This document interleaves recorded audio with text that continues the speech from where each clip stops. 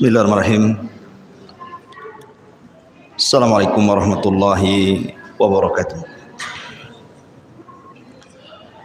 Alhamdulillah wassalatu wassalamu ala Rasulillah wa ala alihi wa sahbihi wa mawalah wa la hawla wa la quwata illa billahi wa ba'du.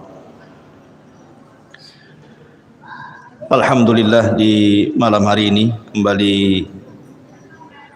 kita bisa duduk untuk berthalabul ilmi. Salawat dan juga salam kita hadiahkan kepada Rasul kita Nabi besar Muhammad sallallahu alaihi wasallam. Kita lanjutkan kajian kita, masih membahas Siratul Mustafa, sejarah manusia pilihan di dunia, Rasul kita Muhammad sallallahu alaihi wasallam. Dan kita masih menjelaskan tentang sejarah kelam Yahudi yang ada di kota Madinah di zaman Nabi sallallahu alaihi wasallam. Di dalam surah Al-Baqarah ayat 120, Allah Subhanahu wa taala berfirman, walan tarda ankal yahudu walan nasara hatta tattabi'a millatahum. Selamanya tidak akan redha kepadamu wahai Muhammad orang-orang Yahudi ataupun Nasrani sehingga kalian mengikuti agama mereka. Kalimat lan yang masuk pada fi'lul mudhari ini dipahami oleh sebagian ahli tafsir, maksudnya lan li ta'bid. Lan li ta'bid itu artinya lan yang memiliki makna selamanya. Artinya selamanya orang-orang Yahudi dan Nasrani itu tidak akan redha sampai kita mengikuti mereka. Dengan tegas Al-Quran mengatakan bahwa namanya Yahudi dan Nasrani itu tidak akan pernah redha kepada kita kaum muslimin. Makanya mereka akan berusaha dengan cara mereka untuk menyesatkan orang Islam supaya berkiblat kepada mereka. Dan ini kita bisa lihat di dalam sejarah Nabi sallallahu alaihi wasallam ketika Rasul hijrah dari Mekah ke Madinah, bagaimana muamalah orang-orang Yahudi kepada Nabi. Padahal ikhwatu fiddin yang dimuliakan Allah Subhanahu wa taala, sering saya katakan bahwa orang Yahudi itu mereka lebih paham akan kedatangan Nabi sallallahu alaihi wasallam dibandingkan orang-orang musyrik Khazraj dan Aus. Karena orang-orang musyrik tidak punya maklumat akan kenabian. Mereka para penyembah berhala. Tapi orang Yahudi itu diturunkan Taurat kepada mereka, sebagaimana orang Nasrani diturunkan Injil kepada mereka. Taurat dan Injil itu sudah mengisyaratkan akan kemunculan Nabi akhir zaman. Coba anak-anak ditenangkan ya, di belakang itu ya, ribut sekali. Jadi harusnya yang beriman kepada Nabi sallallahu alaihi wasallam itu kan Yahudi dan Nasrani kan, karena punya maklumat harusnya kan. Tapi kenapa kemudian orang Khazraj dan Aus yang kemudian mereka rame-rame masuk Islam, yang kemudian kita kenal dengan sebutan Ansar, orang-orang Ansar, kan terbalik, menunjukkan bahwa hidayah itu milik Allah. Allah berkehendak siapapun yang akan diberikan hidayah oleh Allah Subhanahu wa taala. Ibnu Ishaq, seorang muarrikh ahli tarikh, menceritakan sebuah kisah dari Ummul Mukminin Safiyah bintu Huyai ibn Akhtab. Safiyah ini salah satu istri Nabi sallallahu alaihi wasallam. Dia putri daripada pembesar Yahudi namanya Huyai ibn Akhtab. Jadi Safiyah bercerita tentang bapaknya Huyai bin Akhtab ini.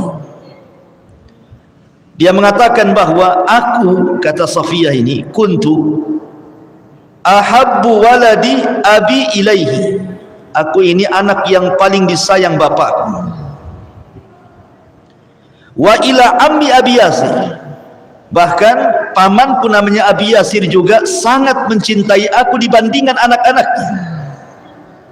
Jadi Safiyah ini memang walaupun dia seorang wanita tetapi sangat dicintai ayahnya dan sangat dicintai pamannya Abu Yasir melebihi anak-anaknya.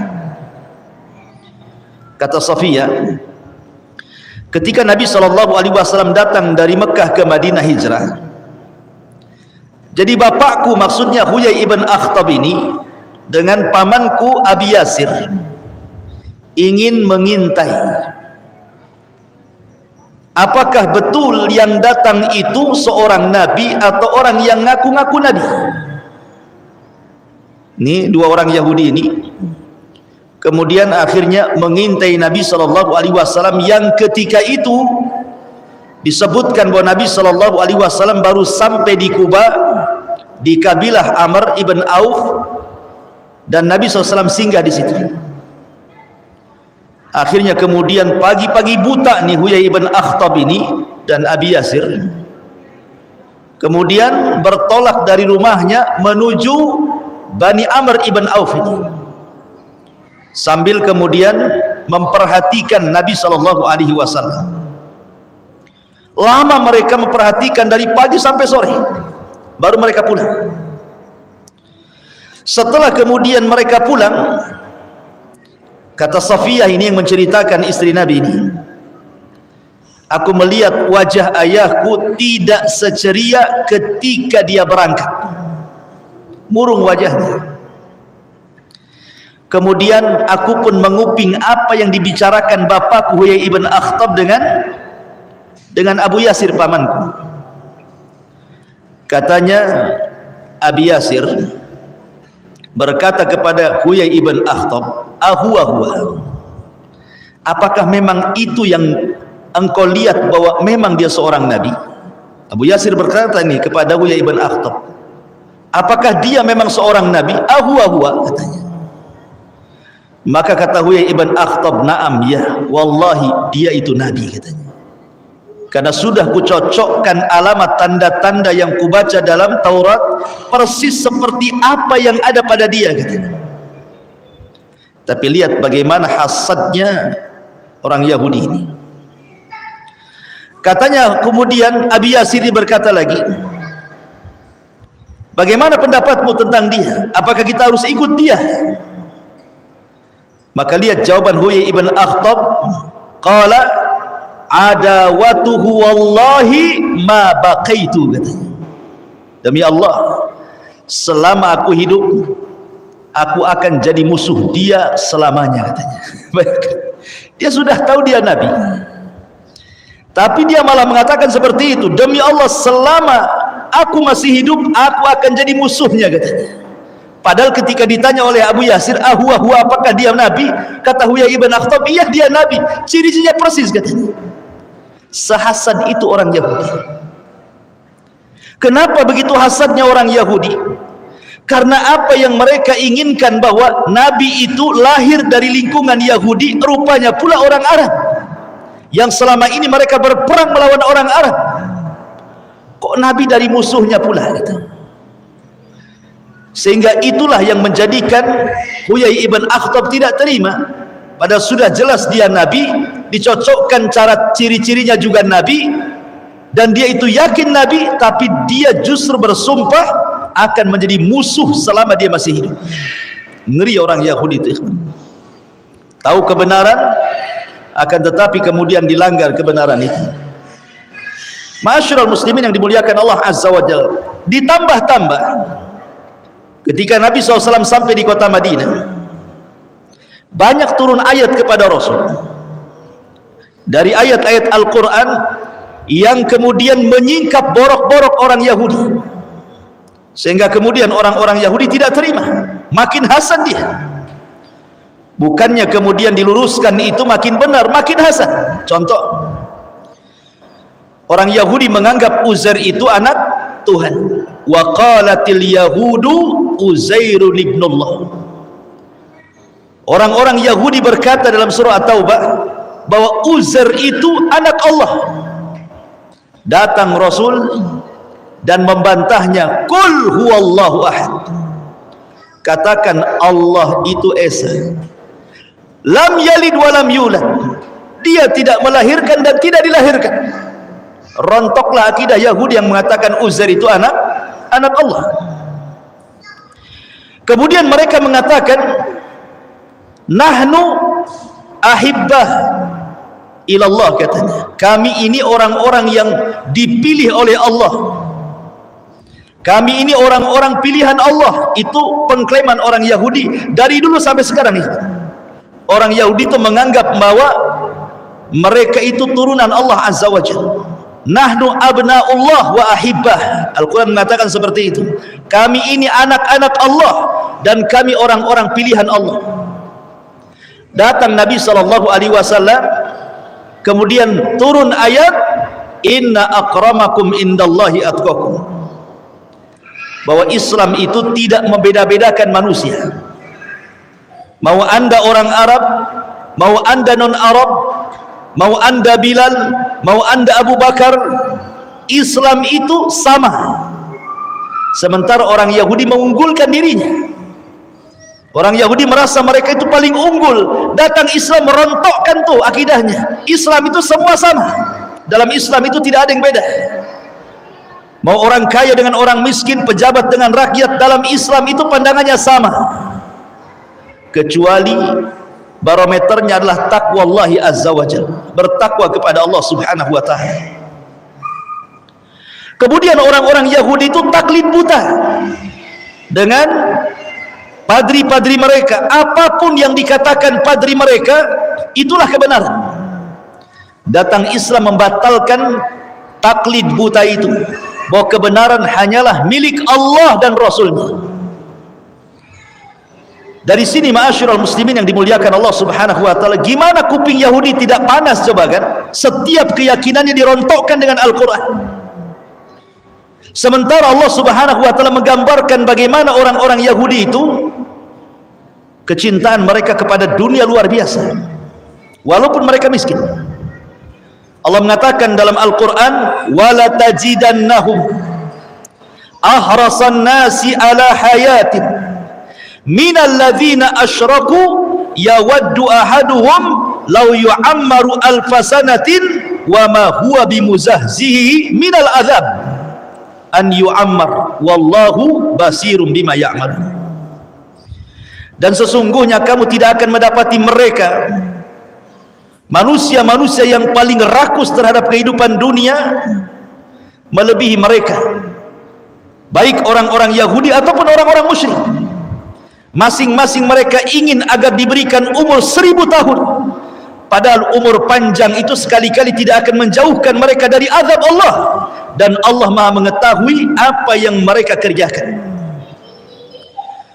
Jadi orang Yahudi itu ikhwatu fiddin, miskin-miskinnya mereka, maka mereka orang yang paling menyembah dinar dan dirham, dan mereka orang yang paling menyombongkan diri, sehingga orang Yahudi menganggap di luar Yahudi itu seperti binatang.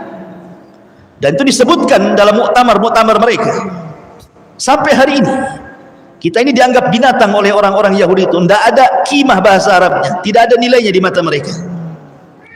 Makanya wajar kalau seandainya di zaman Nabi SAW Yahudi itu su'ul adab, buruk adabnya, baik kepada Allah, baik kepada Rasulullah, baik kepada kalamullah Al-Quranul Karim. Saya akan sebutkan 3 kisah yang berkaitan dengan su'ul adab ini.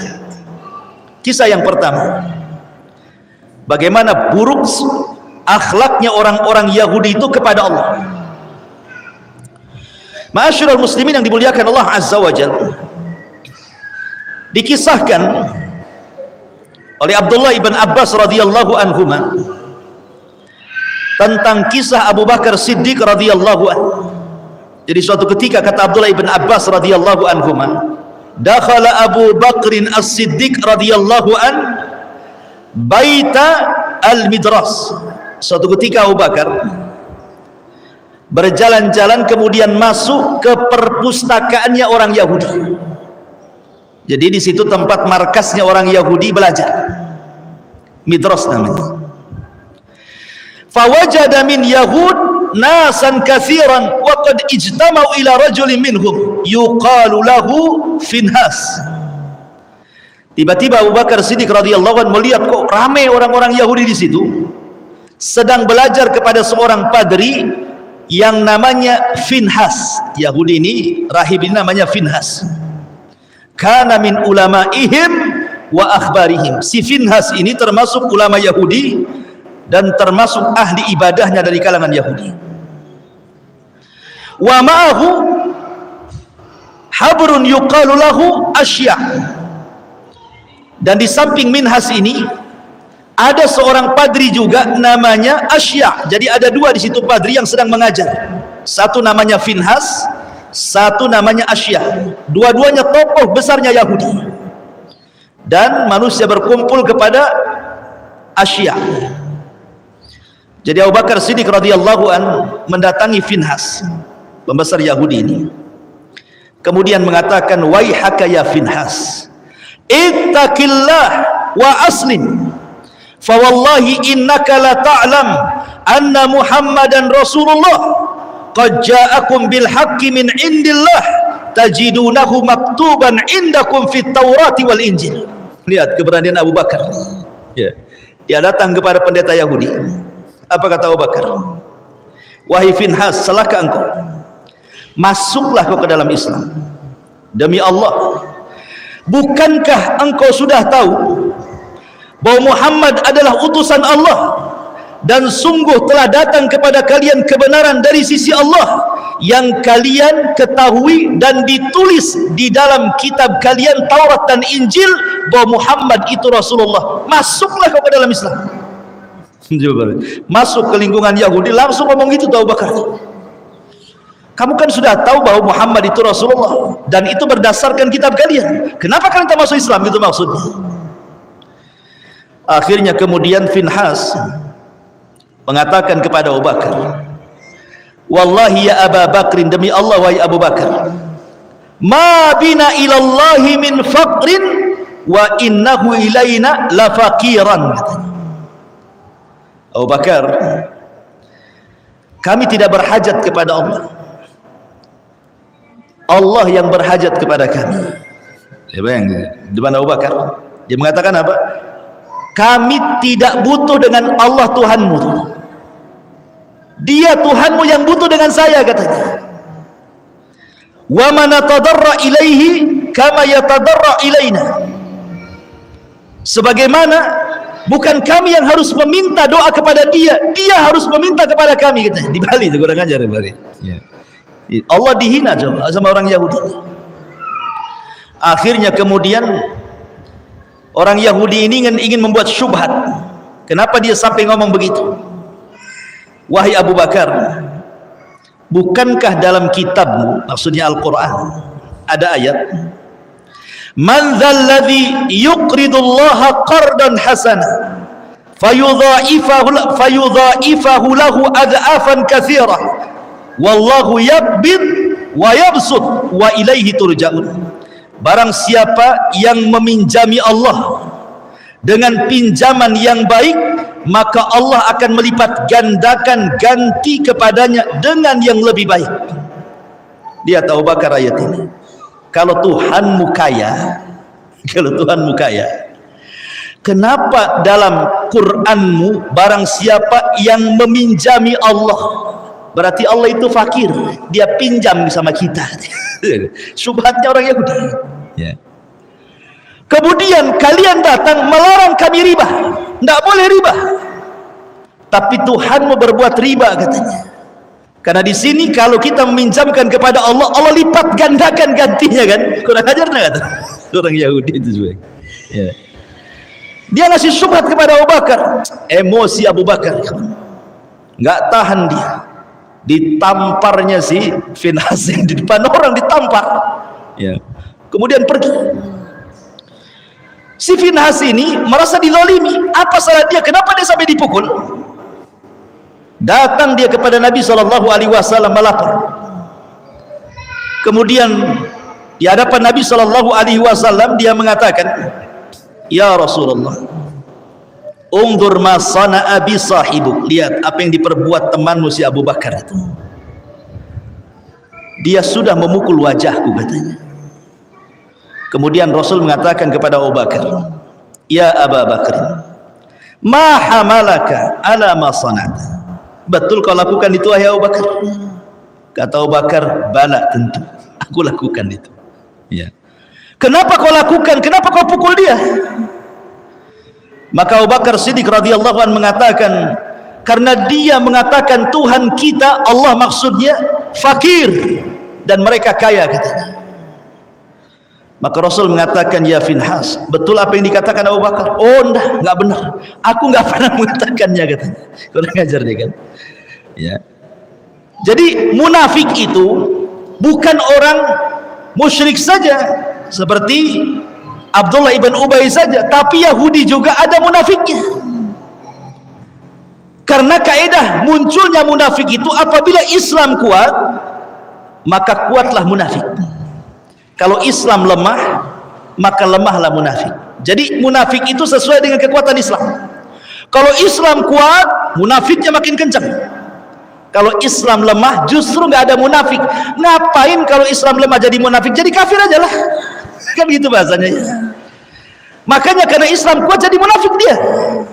Jadi ada orang Yahudi yang munafik juga. Oh enggak, aku nggak ngomong gitu sama Bakar. Kadzabta ya Abu Bakrin, dusta kau ya Abu Bakar, katanya. Maka kemudian Allah Subhanahu wa taala turunkan ayat karena Abu Bakar, karena masalahnya tidak ada saksi. Sehingga kemudian Abu Bakar tidak bisa membela diri, kan begitu. Tapi ucapan Abu Bakar hak, makanya Allah turunkan ayat. Satu ayat untuk si Finhas, satu ayat untuk Abu Bakar. Ya. Satu ayat untuk si Finhas ini turun surah Al-Imran. Turun surah kepada Abu Bakar turun surah Al-Imran. La tublawunna fi amwalikum wa anfusikum wa la tasma'unna minal ladzina utul kitaba min qablikum wa minal ladzina asyraku adan katsira wa in tasbiru wa tattaqu fa inna dzalika min azmil umur. Ayat ini turun kepada Abu Bakar mengobati luka Abu Bakar karena merasa bahwa beritanya tidak diakui. Maka Allah mengatakan, kamu sungguh akan diuji terhadap hartamu dan juga dirimu, dan juga kamu sungguh-sungguh akan mendengar dari orang-orang yang diberikan kitab sebelum kamu, dan dari orang-orang yang mempersekutukan Allah gangguan yang sangat menyakitkan hatimu. Allah dihina apa enggak sakit? Jika kamu bersabar wahai Abu Bakar seolah-olah seperti itu dan bertakwa, maka sesungguhnya yang demikian itu termasuk urusan yang patut diutamakan.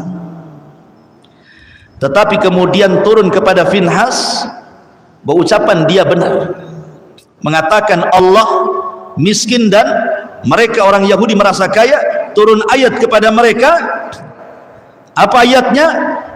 Laqad sami Allahu qaulal ladzina qalu innallaha faqirun wa nahnu aghniya sanaktubu ma qalu wa qatlahumul anbiya bighairi haqq wa naqulu dzuqu adzabal hariq. Sungguh Allah mendengar ucapan orang yang mengatakan Allah itu fakir, kami yang kaya. Siapa yang mengucapkan? Finhas. Maka kami akan catat apa yang mereka katakan, dan terhadap pembunuhan mereka dahulu kepada para nabi, dan kami katakan kepada mereka, rasakanlah kelak azab neraka yang akan membakar kalian. Subhanallah, bagaimana su'ul adabnya siapa? Yahudi kepada Allah Subhanahu wa ta'ala. Dia mengatakan Allah fakir, mereka pula kaya. Ini satu kisah bagaimana su'ul adab mereka kepada, banyak sebenarnya kisahnya, seperti mengatakan Allah bakhil, ya. Kemudian kisah yang kedua, bagaimana su'ul adab mereka kepada Nabi SAW. Ini dikisahkan di dalam kitab Sahihaini Bukhari Muslim, ketika Aisyah radhiyallahu anha bercerita. Jadi yang menceritakan di sini adalah Aisyah Ummul Mukminin radhiyallahu anha. Ada seorang Yahudi tiba-tiba mengucapkan salam kepada Nabi sallallahu alaihi wasallam dengan salam kematian. Assalamu alaikum ya Muhammad. Bukan assalamu alaikum. Assamu alaikum. Beda kalau assalamu alaikum dengan assamu alaikum. Kalau assalamu artinya selamat. Kalau assam itu artinya racun. Seolah-olah kalau diartikan assamu alaikum, mati aja kau Muhammad gitu bahasanya. Kalau assalamu alaikum, mudah-mudahan Allah Subhanahu wa taala berikan keselamatan kepadamu wahai Muhammad. Aisyah radhiyallahu anha Ummul Mukminin mendengar ucapan orang Yahudi ini, kemudian ngomong sama Nabi sallallahu alaihi wasallam. Ya Rasulullah, kata Aisyah, kenapa kau tidak jawab mereka dengan membalik kata-kata mereka? Bukankah mereka adalah abna'u al-khanazir, anak-anaknya babi katanya. Abna'ul khanazir, karena orang-orang Yahudi dikutuk menjadi kera dan babi, kan begitu ya. Kunu qiradatan khasiin, kan itu. Jadi Aisyah radhiyallahu mengatakan, kenapa kau tidak balas mereka? Bukankah mereka adalah abna'u al-qiradata wal khanazir, anak-anaknya kera dan babi, kata Aisyah. Apa kata Nabi SAW? Wahai Aisyah, jangan seperti itu. Islam tidak mengajarkan kekotoran bicara. Rasul mengajarkan adab, jangan dibalas keburukan dengan keburukan, balaslah keburukan dengan kebaikan. Rasul ingin mentarbiah istrinya. Nah, harusnya antum gitu. Kalau istri sudah mulai gibah, antum tegurlah. Janganlah gibah. Jangan pula antum yang mancing. Cemana kondisi tetangga sebelah? Antum pula yang mancing. Antum yang tegur. Sudah. Nggak usah lagi cerita si anu dah. Masak aja. Jadi Aisyah radhiyallahu anha emosi Aisyah. Rasul itu nggak terpengaruh sebenarnya. Mau dicaci maki Rasul sudah biasa. Lebih parah lagi ketika dia berada di Mekah, kan gitu ya. Dikatakan gila, dikatakan tukang zina, biasa bagi Nabi. Apalagi hanya mengatakan assalamualaikum. Rasul itu tidak dimasukkan ke dalam hati. Dan ini tarbiyah bagi kita, kan. Kalau ada orang-orang yang mengucapkan kalimat buruk kepada kita, tidak perlu masuk ke dalam hati. Cukup masuk telinga kanan, melesat ke telinga kiri. Kalau perlu masuk ke telinga kanan, mental lagi, tidak sempat masuk otak.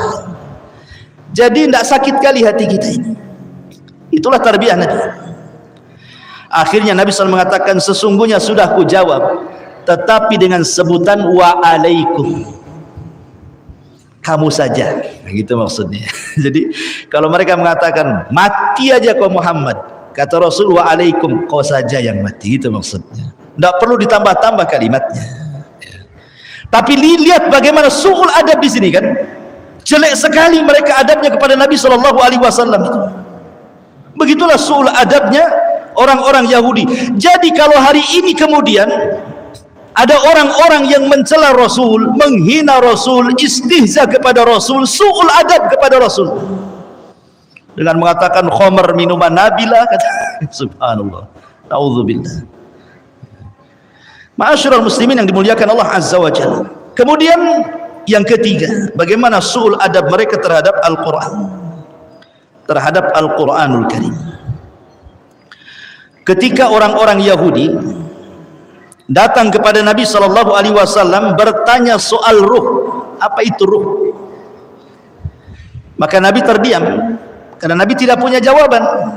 Nabi tidak boleh menjawab dengan hawa nafsunya. Nabi itu harus menjawab dengan wahyu yang diwahyukan kepadanya. Wa ma yantiqu anil hawa in huwa illa wahyun yuha. Rasul itu tidak pernah mengucapkan dengan hawa nafsunya. Pasti setiap ucapannya wahyu yang Allah wahyukan kepadanya. Karena Allah yang mengatakan "Lau taqawwala alaina ba'dal aqawil la akhadna minhu bil yamin thumma laqata'na minhul watin." Muhammad, kalau engkau berani, kata Allah, mengucapkan sebuah pendapat yang tidak bersumber dariku, kata Allah, ku tarik tangan kananmu, ku potong urat nadimu. Jadi Allah mengancam, ya, tidak boleh Rasul mereka-reka yang Allah tidak katakan. Makanya Rasul diam saja karena tidak tahu jawabannya. Maka turunlah ayat, wa yas'alunaka 'anir ruh qulir ruhu min amri rabbi wa ma utitum minal ilmi illa qalila. Mereka bertanya-tanya kepada wahai Muhammad soal ruh, katakan ruh itu urusan Rabbku dan tidaklah kalian diberikan ilmu kecuali sedikit. Yang ingin saya bahas adalah wa ma utitum minal ilmi illa qalila. Tidaklah kalian diberikan ilmu oleh Allah kecuali sedikit. Ketika orang Yahudi mendengar ayat ini, tidaklah kalian diberikan ilmu kecuali sedikit, datang dia kepada Nabi, wahai Muhammad, kalimat itu untuk kalian atau untuk kami? Wa ma utitu minal ilmi illa qalila, itu maksudnya khitabnya untuk kalian orang Islam atau untuk kami orang Yahudi? Kata Nabi SAW, kullan, semuanya kena. Mau kami orang Islam, mau kalian orang Yahudi, tidaklah Allah memberikan ilmu kecuali sedikit.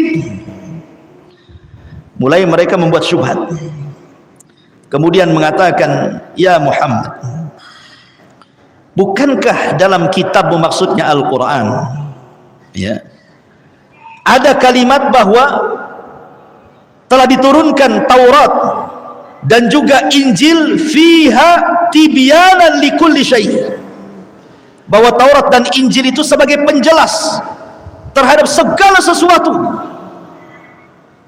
Kalau memang Taurat dan Injil yang disebutkan dalam Qur'anmu itu menjelaskan segala sesuatu sebagai penjelas segala sesuatu, kenapa pula kemudian Allah mengatakan kalian tidak diberikan ilmu kecuali sedikit? Ini kan kontradiktif dengan ayat ini. Katanya sedikit, tapi Taurat dijelaskan dalam Al-Quran sebagai penjelas segala sesuatu. Kan banyak artinya gitu maksudnya. Maka Rasulullah SAW mengatakan, menjawab, hiya fi ilmillah qalilun wa qad atakum ma in alimtum bihi in tafa'tum fa anzalallah walau annama fil ardi min syajarati aqlamin. Kemudian wal bahru yamudduhu min ba'dihi sab'atu abhurin ma nafidat kalimatullah. Kata Nabi SAW, apapun yang tersimpan dalam kitab kalian Taurat, tetap itu kecil sedikit bagi Allah. Kemudian Allah turunkan, seandainya seluruh bumi ini ditanam pohon, kemudian pohon itu menjadi pena dan 7 lautan menjadi tintanya, kata Allah, kalimat-kalimat Allah tidak akan putus, saking banyaknya, ya. Jadi lihat bagaimana su'ul adab mereka terhadap Al-Quran. Mereka mau itu membantah saja, mengadu-adukan satu ayat dengan yang lainnya. Itulah ciri khasnya Yahudi, su'ul adab, buruk adab kepada Allah, buruk adab kepada Rasulullah, dan buruk adab kepada Al-Quranul Karim. Maka siapapun yang tidak punya adab kepada Allah, kepada Rasul dan Al-Quran, maka tidak ubahnya kalian dengan orang-orang Yahudi. Karena itulah ciri mereka orang Yahudi, tidak punya akhlak terhadap Allah, terhadap Rasul, dan terhadap Al-Quranul Karim. Ma'asyiral muslimin yang dimuliakan Allah Subhanahu wa ta'ala. Kemudian kalau kita melihat beberapa perangai orang Yahudi, orang Yahudi ini ikhwatu fiddin, di antara perangai yang buruk adalah mereka tidak suka persatuan kaum muslimin. Karena kan semakin banyak masalahnya orang yang masuk Islam di kota Madinah itu makin banyak, sesaklah itu dadanya Yahudi itu. Sehingga kemudian dikisahkan nih satu kisah.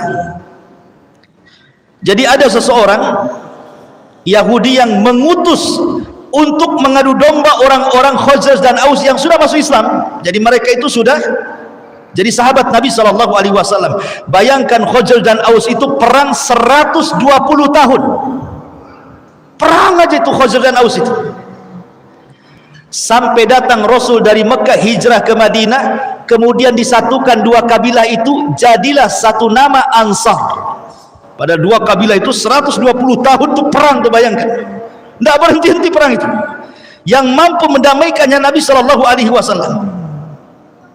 Jadi ada seorang namanya Syath ibn Qais al-Yahudi. Syath ibn Qais al-Yahudi. Ini orang yang paling hasad, yang paling jahat dari orang Yahudi, si Syath ini, Ibn Qais al-Yahudi, karena dia adalah pembesar kekufuran, pembesarnya Yahudi. Jadi suatu ketika marra yauman ala nafarin minal ansar minal ausi wal khazraj fi majlisin yatahaddatsun. Lewatlah si Syath ini, Ibn Qais ini, ke tempat yang dulu, tempat itu adalah tempat di mana orang Khazraj dan Aus itu suka musuh-musuhan. Dilihatnya kok mereka damai sekarang, kok mereka akur gitu kan. Akhirnya hasad, tidak terima dia, kok bisa Khazraj dan Aus bisa akur nih. Akan kubuat mereka perang, katanya. Caranya gimana? Akhirnya dia utus satu orang penyair yang ahli syair, diutus untuk datang ke majelis itu. Apa kata Syath ibn Qais kepada penyair ini? Aku akan bayar kamu. Kau datang kepada majelisnya Khazraj dan Aus yang sedang bermesraan itu. Katakan kepada mereka syair-syair perang yang pernah mereka kumandangkan dulu, supaya diingatkan dengan syair-syair dulu. Ingat, syair itu sama dengan media di zaman sekarang, sama dengan TV, sama dengan YouTube, sama dengan radio. Itu syair itu gunanya zaman dulu tuh. Kalau mau menyebarkan berita paling mudah dengan syair. Dan syair itu bisa membuat orang menangis, bisa membuat orang pingsan, bisa membuat orang dendam, bisa membuat orang marah, bisa buat orang perang. Itu syair tuh. Ya, syair itu luar biasa. Orang sedih aja bisa ketawa dengan syair. Orang tertawa bisa sedih gitu. Itulah syair, kekuatan syair di zaman itu. Datanglah kemudian ke orang-orang Khazraj dan Aus ini dari kalangan Ansar yang sedang ngobrol mesra-mesraan karena sudah nggak ada musuh-musuhan lagi, semua sudah masuk Islam. Ngobrol lah kemudian di tengah-tengah mereka, tiba-tiba dia melantunkan syair-syair lama, kenangan-kenangan lama ketika kedua kabilah ini perang. Bangkitlah emosi orang-orang Khazraj dan Aus ini. Kemudian diingatkan tentang kekalahan Khazraj dari Aus. Aus ini kabilah kecil, Khazraj ini kabilah besar, tapi bisa kalah sama Aus kan itu. Jadi orang-orang Khazraj tidak terima, merasa kemudian direndahkan dengan syairnya itu. Masa kalian ini Khazraj negara besar kok kalah sama negara kecil gitu maksudnya. Emosi, akhirnya terbangkitkan emosi kedua kabilah ini. Mau perang, ambil pedang tuh. Udah mau perang tuh. Bayangkan. Sampailah kabar ini kepada Nabi SAW. Bergegas Rasul datang ke tempat itu karena sudah mau hadap-hadapan dengan pedang-pedang mereka. Kata Nabi SAW, atad'unal jahiliyah wa ana baina adhurikum ba'da idh akramakumullahu bil Islam wa qata'a bikum wa qata'a bihi ankum amral jahiliyah wa allafallahu bainakum. Kata Nabi SAW, apakah kalian akan mengembalikan tradisi jahiliyah sementara aku di hadapan kalian? Allah sudah muliakan kalian dengan Islam, dan Allah sudah putuskan tradisi-tradisi jahiliyah yang jahat itu. Bahkan Allah sudah lembutkan kalian. Kemudian Rasul terus menasihati sampai akhirnya mereka melempar pedang-pedang mereka. Fabakau, mereka pun menangis semuanya, saling salaman, saling berpeluk. Kemudian Nabi SAW ikut menangis. Turunlah ayat surah Al-Imran ayat 99. Qul ya ahlal kitab lima tasudduna an sabilillah man amana tabqunaha iwaja wa antum syuhada wa mallahu bighafilin amma ta'malun. Katakan wahai Muhammad, wahai ahli kitab, maksudnya Yahudi dan Nasrani, mengapa kamu menghalang-halangi orang-orang yang beriman dari jalan Allah? Kamu menghendaki jalan Allah bengkok, padahal kamu menyaksikannya dan Allah tidak lengah terhadap apa yang kalian kerjakan. Kenapa kalian hendak menghalang-halangi orang-orang yang sudah masuk Islam? Ngapain kamu? Ya. Jadi Allah Subhanahu wa taala turunkan ayat ini menyebutkan sifat-sifat orang-orang Yahudi suka memecah belah. Jadi kalau ada provokator dalam dakwah itu, jangan-jangan nih masuk sifat-sifat Yahudi pula, suka memecah belah. Karena orang Yahudi tidak suka kalau seandainya Islam berkembang, hasad dia. Ya.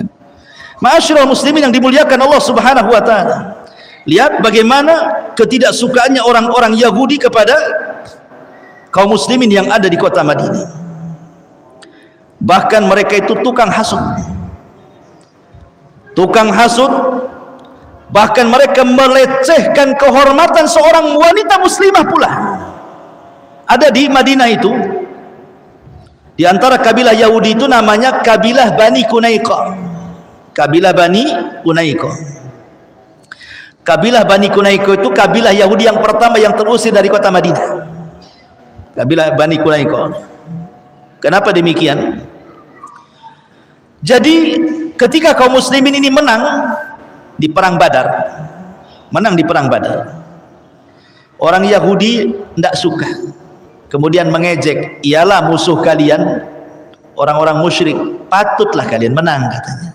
Coba kalau musuh kalian aku, orang Yahudi, kalah kalian. Kan kurang ajar tuh. Ialah musuhnya orang-orang itu, cobalah musuh perang sama kami gitu. Nggak kalah kalian. Sampai berita ini kepada Rasul. Ya, bayangkan. Ditambah-tambah kemudian Bani Qunaiqah ini mengutus utusan ke Quraisy. Untuk apa? Membangkitkan dendam kekalahan supaya suruh balas. Kami akan bantu dari Madinah. Bayangkan orang Yahudi kan, siasat mereka. Akhirnya kemudian sampai suatu ketika adalah wanita muslimah ke pasar jual, membeli sesuatu, masuk ke dalam pasar, kemudian dipaksa orang Yahudi untuk membuka cadarnya, membuka hijabnya, auratnya. Wanita ini tak mau, fa'abat, tak mau. Rupanya ketika wanita ini duduk, jilbabnya diikat di kursi. Dia tidak sadar kalau diikat. Pas bangun, ketarik, nampaklah auratnya. Menjeritlah wanita ini. Kemudian meminta pertolongan kepada kaum muslimin. Ada satu pemuda muslim ini nggak terima. Cari siapa yang mengikat kain wanita itu. Rupanya mengikat itu pemilik toko Yahudi. Langsung ambil pedang, tebas kepalanya, mati. Ketika kemudian, itu kan pasarnya Yahudi tuh, pasarnya Bani Qunaiqah, orang Yahudi semua di situ. Ketika kemudian ada seorang muslim ini membunuh, karena apa? Karena dia sudah melecehkan seorang, ini satu pasar nggak terima, dikejarnya orang muslim yang membunuh satu Yahudi ini, kemudian dihakimi rame-rame, mati juga. Sampai berita ini kepada Nabi SAW. Berarti Bani Qunaiqah ini sudah merobek perjanjian piagam Madinah. Ya, kan sudah ada piagam itu. Tidak boleh saling mendolimi, harus saling menjaga dan begitu seterusnya kan. Ada 51 butir dalam piagam itu. Dan semua kemaslahatan dengan sangat adilnya dalam piagam itu. Betul-betul menerapkan syariat Islam. Berarti orang Yahudi sudah melanggar. Dari situ Rasul mempersiapkan pasukan, melucuti senjata orang-orang Bani Qunaiqah, kemudian diusir keluar dari Madinah. Akhirnya mereka tinggal di perbatasan Syam. Seperti itulah jahatnya orang-orang Yahudi kepada kaum muslimin di zaman Nabi sallallahu alaihi wa ala alihi wasallam. Ma'asyiral muslimin yang dimuliakan Allah Subhanahu wa taala. Kemudian juga di antara mereka ada yang berusaha untuk membuat fitnah. Dengan cara apa? dengan cara bagaimana kemudian mengolok-olok kaum muslimin sebagaimana yang sudah saya jelaskan tadi, sehingga mereka harus berpecah. Terkadang juga supaya orang-orang yang sudah masuk Islam ragu-ragu dengan keislamannya, jadi mereka membuat tasykik, keraguan. Cemana nih caranya? Orang-orang itu kembali kepada kekufuran mereka, balik lagi kepada kemusyrikan itu, jangan masuk ke dalam Islam. Caranya bagaimana? Membuat tasykik, membuat keraguan-raguan. Dengan cara apa mereka membuat keraguan-raguan? Dengan cara memperbanyak tanya kepada Nabi SAW. Jadi mereka itu caranya ada dengan cara mendebat di hadapan para sahabat. Nanti kalau Rasul tidak bisa menjawab, tengok Nabi kalian tidak bisa jawab. Dan itu dijelaskan dalam beberapa riwayat bagaimana orang Yahudi ini berusaha untuk meragukan kaum muslimin dari agama Islam. Contoh beberapa kasus. Ketika orang-orang Yahudi ditanya oleh Nabi SAW, man ahlun nar, siapa penduduk neraka? Siapa penduduk neraka? Maka orang Yahudi mengatakan, nahnu, kami penduduk neraka. Summa takhlufuna antum, tapi kami sebentar saja, habis itu kau penggantinya. Iya betul, kami penduduk neraka, tapi sebentar saja. Berapa hari? 40 hari saja. Makanya turun ayat, wa qalu lan tamassana an-nar illa ayyaman ma'dudat, katanya. Kalaupun kami harus masuk neraka, paling beberapa hari di neraka itu. Ada yang mengatakan 40 hari diambil dari kesalahan Bani Israel ketika ditinggal Nabi Musa mengambil Taurat, mereka menyembah patung anak sapi. Ya 40 hari itulah kesalahan kami, katanya. Habis itu kalian yang gantikan, kalian kekal di dalamnya, katanya. Maka Rasul mengatakan, kadzabtum, dusta kalian. Laqad alimtum anna la nukhlifukum. Kalian sudah tahu enggak mungkin kami jadi ganti kalian di neraka. Kalian akan dikekalkan di dalamnya. Makanya turun ayat, wa qalu lan tamassana nar illa ayyaman ma'duda. Qul attakhadtum indallahi ahdan fala yukhlifallahu ahdah am taquluna 'alallahi ma la ta'lamun. Mereka berkata, neraka tidak akan menyentuh kami kecuali beberapa hari saja. Ada yang mengatakan beberapa hari di sini, ada yang mengatakan 40 hari, ada yang mengatakan 1 minggu saja. Karena orang Yahudi meyakini bahwa umur dunia itu 7,000 sana, 7.000 tahun. Mereka mengatakan umur dunia itu 7.000 tahun. Wa anna Allah yu'adzibun nas fin nar bi kulli alfi sanatin min ayyamid dunya yawman wahidan. Dan Allah akan mengazab manusia di neraka setiap 1000 tahun, ya, dengan kehidupan dunia, maka akan dikecualikan 1 hari. Jadi kalau 7 kali berarti 7 hari saja, itu yang 1 hari milik kami, katanya. Kami tidak akan diazab 7 hari. Itu satu riwayat yang mengatakan 40 hari saja. Tapi itu kan angan-angan mereka. Kenapa demikian? Orang-orang Yahudi itu menganggap bahwa mereka itu ahli jannah. Masalahnya mereka lah yang paling benar, yang paling dicintai Allah, manusia pilihan, dan mereka tidak mungkin dihinakan Allah. Tapi Allah Subhanahu wa taala katakan kepada mereka, kul in kanat lakumud daral akhirah indallah khalisatan min dunin nas fatamannawul mauta in kuntum shadiqin. Hei orang-orang Yahudi, seolah-olah begitu. Katakan ya Muhammad, hei orang-orang Yahudi, jika negeri akhirat di sisi Allah khusus untuk kalian, maksudnya kalau kalian mati pasti masuk surga, dan kalaupun masuk neraka hanya beberapa hari saja. Kalau memang kalian merasa menguasai surga, bercita-cita matilah kalian. Harusnya kan kalian bercita-cita mati, kan? Cepat mati, cepat masuk surga, kan begitu? Katakan ya Muhammad kepada mereka, kalau memang negeri akhirat di sisi Allah itu khusus untuk kalian saja, mintalah kematian kepada Allah segera kalian. Kalau kalian benar, supaya cepat mati masuk surga, kan begitu? Tapi apa yang terjadi? wala yatamannawnahu abadan bima qaddamat aydihim wallahu alimun bizzalimin. Tetapi mereka tidak akan menginginkan kematian itu sama sekali karena dosa-dosa yang telah dilakukan tangan-tangan mereka. Mustahil ada orang Yahudi berangan-angan mati. Karena tadi saya sudah katakan di ayat, kalau bisa umur mereka itu ribuan tahun, kan itu ya. Berarti mereka itu hanya membuat syubhat di tengah-tengah kaum muslimin supaya kaum muslimin ragu-ragu dengan Islam. Mereka membuat bantah-bantahan kepada Rasul tentang Al-Quran. Begitulah wataknya orang-orang Yahudi. Ma'asyiral muslimin yang dimuliakan Allah Azza wa Jalla. Tetapi walaupun demikian, Nabi itu mengajarkan kepada kita tentang sifat kelembutan. Sudah tahu Yahudi itu jahat-jahat, kurang ngajar semuanya. Tetapi lihat muamalah Nabi SAW di kota Madinah. Padahal kan Rasul lebih kuat loh. Jadi dengan menggabungkan Khazraj dan Aus, kemudian kedua kabilah besar di Madinah ini masuk Islam, menjadi mayoritas jadinya. Jadi orang Yahudi makin sedikit, orang Islam makin banyak, kan begitu. Tapi Nabi SAW tetap berpegang kepada piagam Madinah. Kalau Rasul mau kan mereka diusir semua, kan? Tidak, ada perjanjian di situ. Lah di antara perjanjian itu, kaum muslimin tetap memberikan yang pertama hakul hayah. Diberikan hak hidup orang Yahudi. Bayangkan, diberikan hak hidup.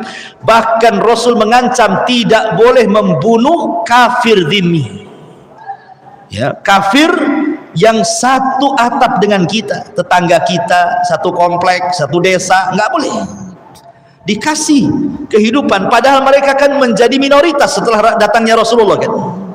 Tapi Rasul tetap berpegang dengan perjanjian, masih diberikan hak hidup. Yang kedua, diberikan hak at-tamalluk. Mereka boleh menguasai harta mereka sendiri, mau berniaga sesuka mereka silahkan, tidak dirampas hartanya. Mereka bebas di kota Madinah, asal jangan keluar dari perjanjian saja.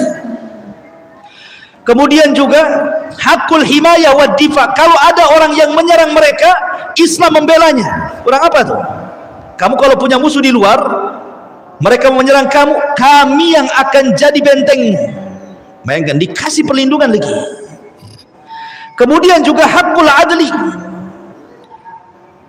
diberikan hak keadilan dalam muamalah. Bahkan Rasul SAW tidak suka dengan kezaliman. Kalau ada orang muslim mendolimi orang Yahudi, maka tetap orang muslim ini ditindak secara syariat Islam. Ya, seperti yang terjadi ketika seorang muslim membunuh dua orang Yahudi, maka dia harus bayar diat, kan. Itulah bedanya kalau orang kafir membunuh orang Islam, kisos. Kalau orang Islam membunuh orang kafir, diat. Ya, karena kehormatan seorang muslim, itu maksudnya. Tapi kalau muslim sesama muslim, ya kisos. Ini kan bandingannya muslim dengan kafir, kan itu. Akhirnya Nabi SAW mencari-cari untuk bayar diat. Karena sudah membunuh dua orang, berarti 200 ekor unta tuh. Kan satu orang 100 ekor unta tuh. Subhanallah, Rasul sampai minta kepada orang muhajirin, minta kepada orang ansor, minta kepada yang ada dalam perjanjian itu, suruh infak untuk bayar diat kepada orang yang sudah dibunuh kepada keluarganya. Sampai seperti itu Nabi SAW membela hak-haknya orang-orang kafir di situ. Tapi orang Yahudi tidak paham dengan ajaran Nabi. Ma'asyiral muslimin yang dimuliakan Allah Azza wa Jalla. Bahkan Rasul SAW pun terkadang mengunjungi, kalau ada orang sakit Yahudi itu dikunjungi. Sampai ada satu kisah, kan, ada orang Yahudi sakit, kemudian Nabi SAW mengunjungi orang Yahudi yang sedang sakit itu. Rupanya anak muda ini, Yahudi ini, dulunya pernah bekerja dengan Nabi, jadi dia tahu akhlak Nabi. Kata Nabi SAW, mau enggak kau masuk Islam? Rasul sudah tahu dia bakal mati. Maukah kau masuk Islam? Maka Yahudi ini kadang-kadang menatap wajah Rasul, kadang-kadang menatap wajah bapaknya. Takut dia dengan bapaknya mau mengucapkan syahadat itu. Entah gimana bapaknya justru mengatakan ati Abul Qasim, ikuti ucapan Abul Qasim, maksudnya Rasulullah. Maka Yahudi mengatakan asyhadu an la ilaha illallah wa annaka rasulullah, kemudian mati. Kemudian Rasul keluar rumah, angkat tangannya tinggi-tinggi dan mengatakan apa? Alhamdulillah alladzi anqadahu minan nar. Segala puja dan puji bagi Allah yang telah menyelamatkan si Yahudi itu dari api neraka. Karena dia masuk Islam, baru mati. Ya berarti wala tamutunna illa wa antum muslimun, kan gitu. Berarti dia mati di atas Islam. Bahkan ketika Nabi SAW disihir oleh siapa? Labid ibn Asam, jelas-jelas disihir. 6 bulan Rasul kena sihir sampai linglung Rasul, ya.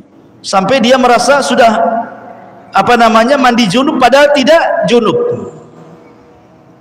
Tetapi tidak mempengaruhi wahyu, sekali lagi hanya kelemahan kepada fisiknya saja.